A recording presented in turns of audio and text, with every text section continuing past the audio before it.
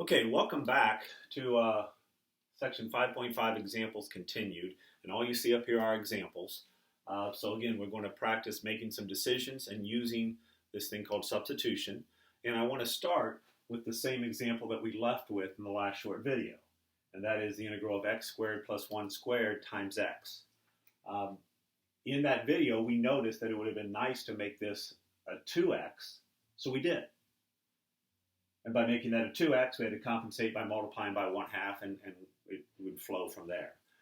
But u substitution involves actually rewriting the function in terms of a different variable. We can choose any variable we want, but it's just typical that we choose u. So I'm going to let u be the inner function. So I'm going to let u be x squared plus 1. So if u is x squared plus 1, turns out that du, you might remember differentials, would be 2x dx.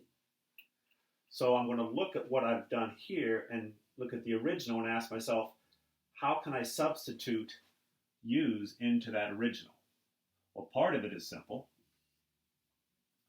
The x squared plus 1 is the same as u, so it's just going to be u squared. This x dx is basically 1/2 du. Because if I solve for x dx, I'd have to divide both sides by 2. So I'm going to put the 1/2 outside the integral because I can. And so I'm really just integrating u squared. Well, the integral of u squared is just 1/3 u cubed. But now I want to make sure I put everything back in terms of x's. 1/3 and 1/2 is going to be 1/6.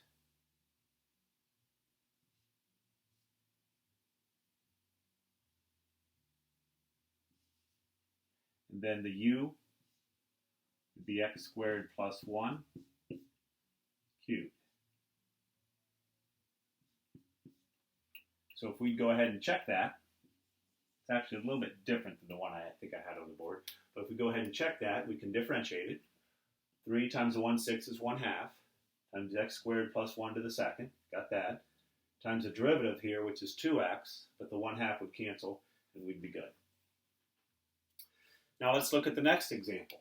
Again, we are going to let u typically be some inner part of a bigger function. Sometimes it's in the denominator, other times it's part of a product, but let's take a look at this one. I am going to let u be the 2x plus 1. Sorry, 2x minus 1. I then find the derivative of u based on what u was chosen to be, and that's just going to be 2. Now the dx is very helpful. Remember, the differential du would be 2 dx. They're just notations, but they're important notations. So now if I change this to a u function instead of x, I'm just integrating radical u.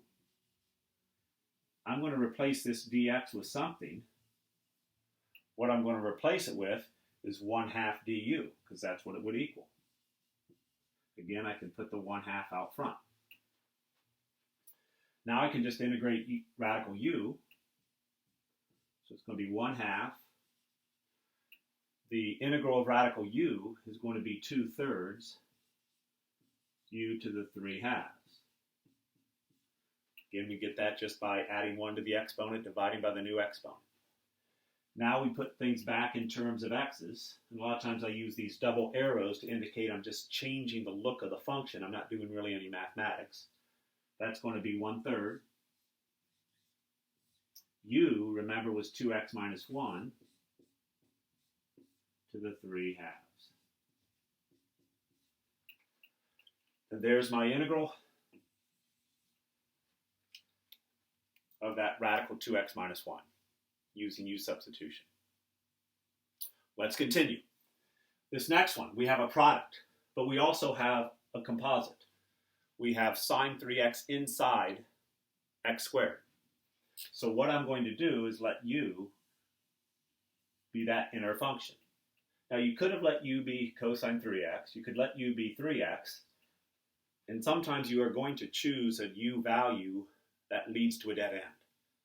The best thing to do is just choose something, go with it, and then make the decision that I'm at a dead end. I got to go back to the beginning and maybe make a change in my decision. So if I let u be sine of 3x, du is going to be cosine 3x times 3.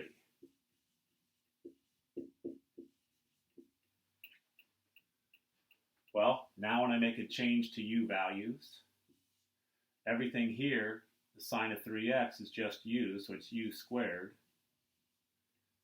This part here, cosine 3x dx, is the same as that, but I don't have a 3. So I'm going to divide both sides by 3 and replace it with 1/3 du. Again, any constant can be moved out of the integral. If it's a variable, it cannot. So now that's a pretty easy integral. That's going to be 1/3 times 1/3 u cubed plus some c. And as always, we want to move everything back to x values. I get 1/9. U is now sine.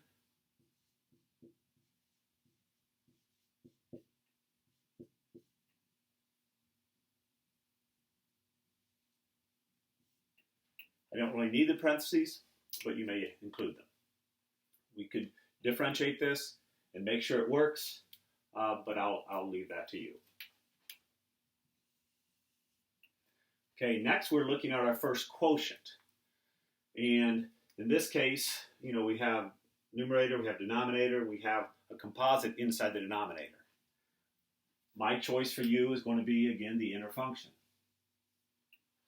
I'm going to let u be what's inside the denominator squared. So I'm going to let u equal 1 plus x to the 4th. du is the derivative of this, which is 4x to the 3rd dx.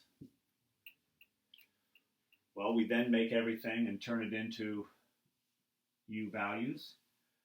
The u part on the bottom is simple. That's u squared. Well, this next part can get a little tricky. We basically have, x cubed dx. Again, we see a 4 there that we really don't want. So I'm going to multiply it by 1/4.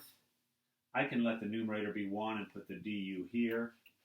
Of course, I could put du over u squared. I just don't like that notation as much. And now we have to integrate that.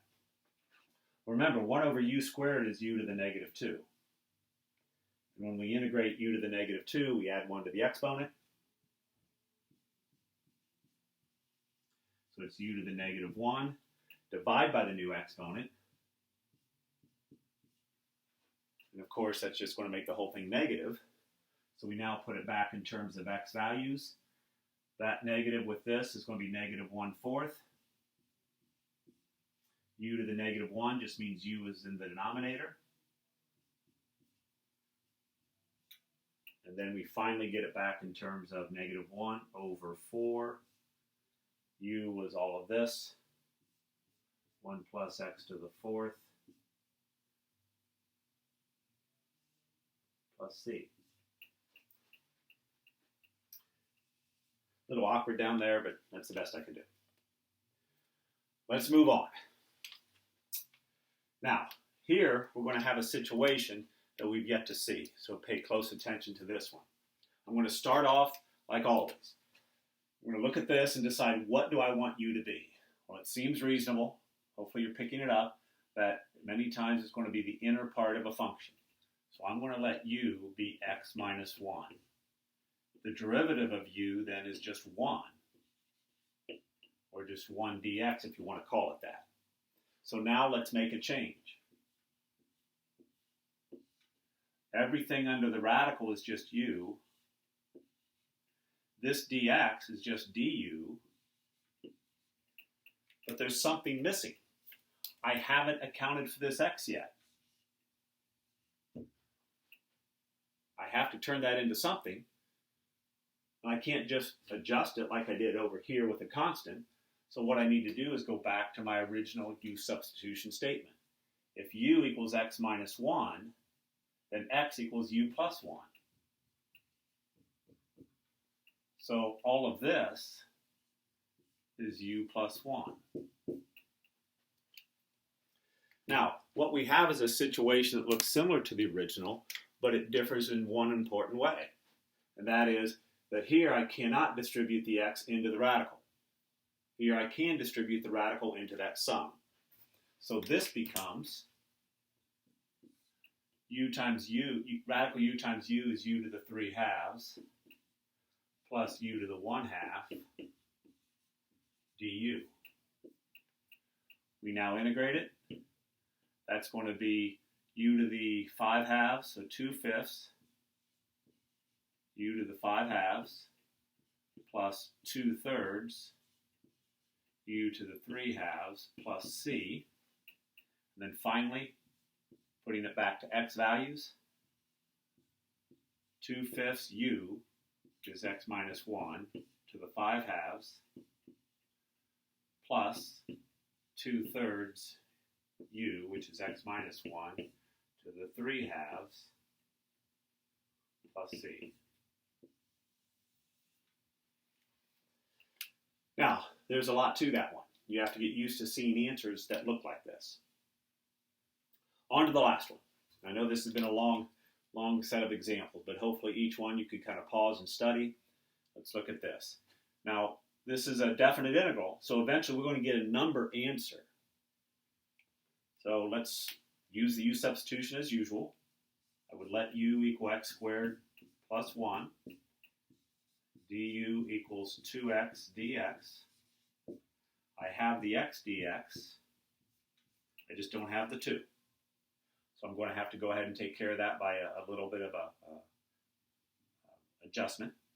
So now this thing becomes 1/2 the integral of radical u du.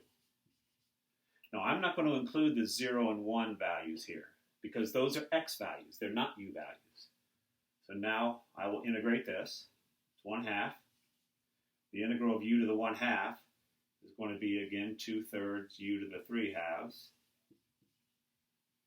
I don't need the plus c because it's a definite integral. That would simplify simply to 1/3 u to the 3/2. Now if I change it back to x values, it's going to be 1/3 u, which was x squared plus 1, to the 3/2 power, evaluated from 0 to 1. And remember, when doing that, I need to put a 1 into the function. So I get 1/3. If I put a 1 in for the x, this becomes 2, minus 1/3, and I put a 0 in for x, and that becomes 1. You get 2/3 minus 1/3, you get 1/3. That's going to be our value. So if you have a definite integral, forget about the values, the lower and upper limit of integration for the time being, but once you turn things back to x's, you can use the 0 and 1. There is one other option, and that is to change your limits of integration.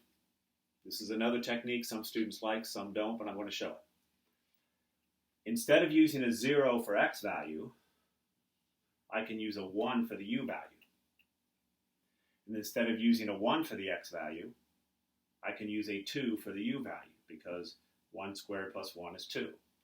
So I could have just evaluated it from 1 to 2 at this point. Whether or not that's going to look the same, that would be up to you to do that calculation. Okay, that's all we're going to have here. Work through these problems from section 5.5. Again, if you do have problems or issues, because this is so much about practice, send me a quick email. I can provide maybe a solution video for some of these. You know what you need to do. Now it's just going to be about practice, practice, practice, and making some decisions. And you cannot be afraid to make a decision, find a dead end, go back to the beginning and make a different decision. Good luck with this, and let me know if you have any issues.